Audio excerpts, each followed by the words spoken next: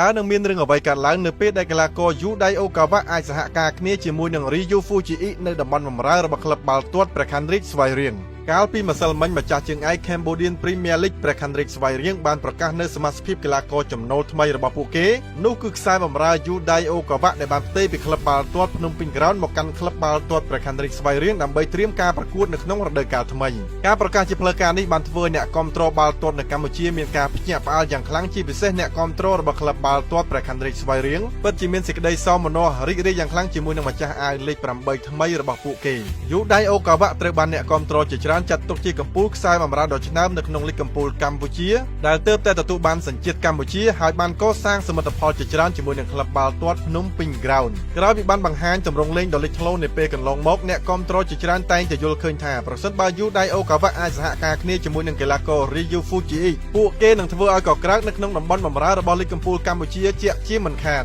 ប៉ុន្តែនៅទីបំផុតក្លឹបបាល់ទាត់ព្រះខ័នរាជស្វាយរៀងបានធ្វើឲ្យការគិតរបស់អ្នកគាំទ្រជាច្រើនបានคล้ายទៅជាការពិតនៅពេលដែលក្លឹបបានចុះហត្ថលេខាយកយូដៃអូកាវ៉ាមកប្រគិស្មាជាមួយនឹង Ryu Fujii ដើម្បីត្រៀមការប្រកួតនៅក្នុងរដូវកាលថ្មីនេះគឺជារឿងដ៏ភ្ញាក់ផ្អើលមួយដែលមិនគួរឲ្យជឿហើយអ្នកគាំទ្រកំពុងតែទន្ទឹងរង់ចាំមើលការប្រកួតរបស់អ្នកទាំងពីរនៅលើទីលានការព្យាយាមពង្រឹងនៅប្រព័ន្ធបម្រើរបស់ក្លឹបបាល់ទាត់ព្រះខ័នរាជស្វាយរៀងគឺមិនមែនដើម្បីតែការប្រកួតប្រជែងនៅក្នុងលីកប៉ុណ្ណោះទេប៉ុន្តែក្លឹបមានគោលដៅធំដើម្បីប្រជែងនៅក្នុងពានរង្វាន់ជាលក្ខណៈអន្តរជាតិបើទោះបីជាមិនអាចក្រងជើងឯកនៅក្នុងពានរង្វាន់ AFC Challenge League ក៏ដោយក៏ក្លឹបបាល់ទាត់ព្រះខ័នរាជស្វាយរៀងគឺមិនបានបោះបង់ក្តីស្រមៃក្នុងការប្រជែងក្រងជើងឯកនៅក្នុងពានរង្វាន់មួយនេះដើម្បីមុខមាត់បាល់ទាត់កម្ពុជាទាំងមូលអរគុណបងប្អូនទាំងអស់គ្នាសម្រាប់ការតាមដានទស្សនានៅវីដេអូនេះកុំភ្លេចជួយ share ម្នាក់មួយផងជួបគ្នានៅវីដេអូក្រោយ